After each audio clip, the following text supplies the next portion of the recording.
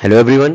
तो आज के वीडियो में हम देखेंगे section 43 transfer of property act का, जो कि बात करता है transfer by an unauthorised person और feeding the grant by estoppel. तो जिन्होंने सेक्शन 7 का वीडियो नहीं देखा है, इस वीडियो को देखने से पहले प्लीज देख लीजिए, तो आगे कॉन्सेप्ट आपको ज्यादा अच्छे से समझ आएगा। तो सेक्शन 7 में हमने देखा था कि पर्सन जो है कॉम्पिटेंट होना चाहिए प्रॉपर्टी को ट्रांसफर करने के लिए। तो जिसके पास प्रॉपर्टी का टाइटल नहीं है, इंटरेस्ट नहीं है, अगर वो इंसान प्रॉपर्टी को ट्रांसफर करेगा तो उसे हम कहेंगे transfer by an unauthorised person. और इसी की बात करता है सेक्शन 43। क्यों हम उसे कहेंगे कि वो अनऑथराइज्ड पर्सन है? क्योंकि उसके पास कोई अथॉरिटी नहीं है ट्रांसफर करने की प्रॉपर्टी को। तो हमारा जो सेक्शन 43 है वो बात करता है कि अगर इंसान के पास प्रॉपर्टी का टाइटल नहीं है, ना कोई इंटरेस्ट है प्रॉपर्टी में, और वो उस प्रॉपर्टी को ट्रांसफर करता है, तो जब उसके पास वो प्रॉपर्टी आ जाएगी, जब वो उस प्रॉपर्टी को एक्वायर कर लेगा, तो उसे स्टॉप कर दिया जाएगा। किस चीज से? उस ट्रांसफर को डिनाई करने से। मतलब जो उसने प्रायर ट्रांसफर को प्रोफेस किया है, उस ट्रांसफर को वो डिनाई नहीं कर सकता है। ये जो स्टॉपेल है, ये किस वर्ड से डिराइव हुआ है? तो स्टॉप वर्ड से डिराइव हुआ है, जिसका मतलब होता है शट द माउथ। और वैसे ही हम यहाँ पर स्टॉप करते हैं ट्रांसफर को, कि उसने जो प्रायर प्रोफेस करा है प्रॉपर्टी को ट्रांसफर करने के लिए, उसे वो डिनाई ना कर सके। एक इलस्ट्रेशन से इसे और अच्छे तरह से समझते हैं, आपको क्लियर हो जाएगा। चलिए देखते हैं। ए है एक हिंदू, और ये अपने फादर बी से सेपरेट हो गया है। बी इज फादर और ए जो है सन है। तो ए क्या करता है? फॉल्सली रिप्रेजेंट करता है, फॉल्सली, कि जो प्रॉपर्टी एक्स है और प्रॉपर्टी वाई, ये दो प्रॉपर्टी इसकी होती हैं, और जो हमारी प्रॉपर्टी जेड है, ये प्रॉपर्टी किसकी होती है? ये प्रॉपर्टी होती है बी की। बट ये क्या रिप्रेजेंट करता है? ये रिप्रेजेंट करता है ए, कि ये तीनों प्रॉपर्टी जो है वो किसकी हैं? ए की है। और ये तीनों प्रॉपर्टी सेल कर देता है किसे? सी को। यहां तक समझ में आ गया? अब इन तीनों में से जो प्रॉपर्टी जेड थी वो किसकी थी? बी की। पर क्या होता है फिर बी की हो जाती है डेथ, और ये जो प्रॉपर्टी जेड है वो किसके पास आ जाती है? ए के पास। X Y Z. अब ये तीनों प्रॉपर्टी किसकी हैं? ए की। ए ऑब्टेन कर लेता है प्रॉपर्टी।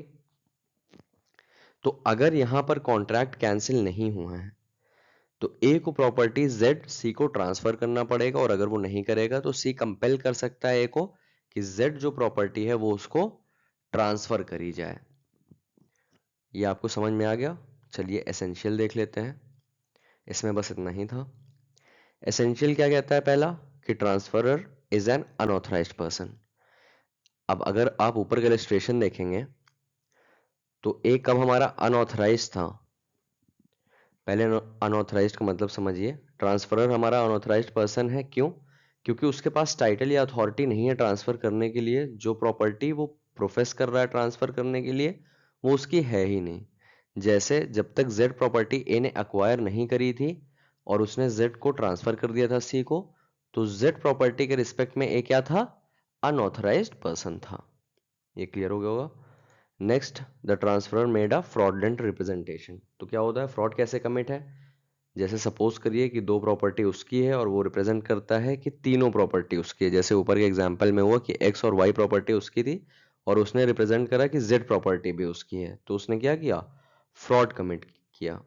लेकिन एक बात याद रखिएगा, ये फ्रॉड हमेशा ट्रांसफरर की अथॉरिटी क्या है ट्रांसफर करने की, उसके रिस्पेक्ट में होगा, तभी ये सेक्शन अप्लाई होगा। अगर कोई माइनर अपने आप को मेजर बता रहा है तो इस सेक्शन का कोई भी एप्लीकेशन नहीं होगा, क्योंकि ये हमेशा किसके रिस्पेक्ट में होगा? ये हमेशा उस रिस्पेक्ट में होगा कि ट्रांसफरर की क्या अथॉरिटी है ट्रांसफर करने की। चलिए आगे बढ़ते हैं। ट्रांसफर इज फॉर कंसिडरेशन, मतलब ये गिफ्ट्स वगैरह पे अप्लाई नहीं होगा। दैट इज ग्रेटिट्यूअस ट्रांसफर पर कोई एप्लीकेशन नहीं है इस सेक्शन का। ये तभी अप्लाई होगा जब ट्रांसफर जो है वो कंसिडरेशन के लिए होगा। फोर्थ पॉइंट क्या कहता है कि सब्सिक्वेंटली ट्रांसफर के पास प्रॉपर्टी आ जानी चाहिए जो उसने पहले प्रोफेस करी है ट्रांसफर करने के लिए।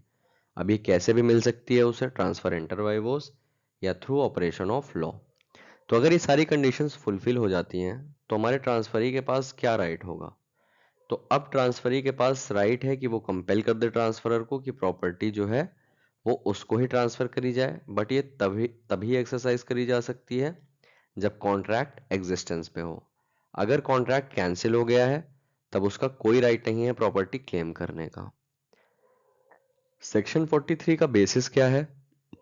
तो दो क्राइटेरिया है, एक estoppel by deed और दूसरा equity regards that as done which ought to have done। estoppel by deed का मतलब होता है estoppel by agreement। जब कोई इंसान किसी एग्रीमेंट में एंटर करता है और कोई स्टेटमेंट देता है तो लेटर ऑन वो स्टेटमेंट को डिनाई नहीं कर सकता है।